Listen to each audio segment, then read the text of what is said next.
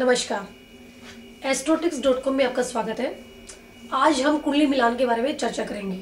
कुंडली मिलान का अर्थ कई तरह से है, लेकिन जो अधिकांश ज्योतिषी हैं वो कुंडली मिलान का मतलब सिर्फ गुण मिलान से लेते हैं, जबकि कुंडली मिलान में कई चीजें आती हैं। सबसे पहले नंबर 1 गुण मिलान, जो 36 गुणों का मैच होता है। लड़का और लड़की दोनों के टोटल 36 गुण होते हैं। उन 36 गुणों में से जितने ज्यादा गुण मिलते हैं उतना अच्छा उसे माना जाता है। दूसरा, लड़का और लड़की की कुंडली में मांगलिक दोष देखा जाता है। तीसरा, भाव मिलान, कुंडली के जो भाव है लड़के और लड़की दोनों की कुंडली में ग्रह की जो स्थिति है वो देखी जाती है, कैसी है, शुभ स्थिति में, अशुभ स्थिति में है। पंचम भाव और सप्तम भाव ये मेन है।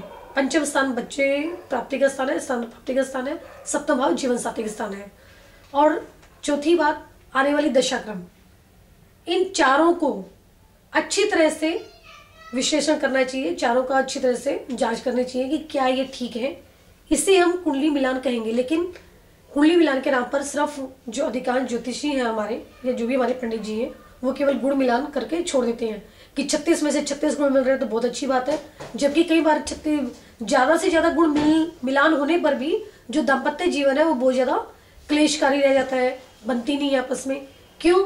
क्योंकि केवल हमारा कुंडली मिलान में गुणों का मिलान कर दिया गया है, भाव मिलान नहीं किया गया। भाव मिलान मतलब कि जो कुंडली के 12 भाव है, लड़की की कुंडली के 12 भावों का मिलान लड़के की कुंडली के 12 भावों से होना चाहिए।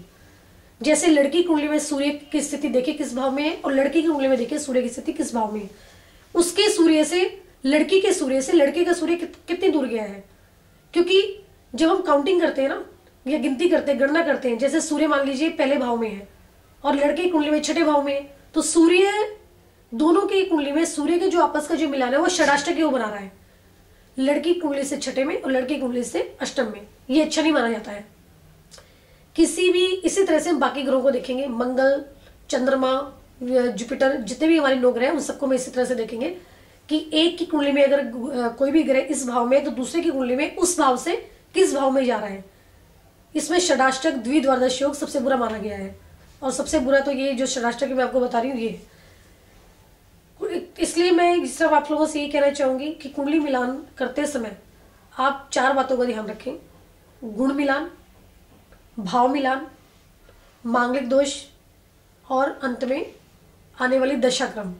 यदि आने वाली दशाक्रम अच्छी है तो जीवन अच्छा रहेगा। यदि आने वाली शादी के तुरंत बाद आने वाली दशा खराब है तो पति और पत्नी के मध्य कुछ न कुछ क्लेश रहेगा, किसी न किसी बात को लेके।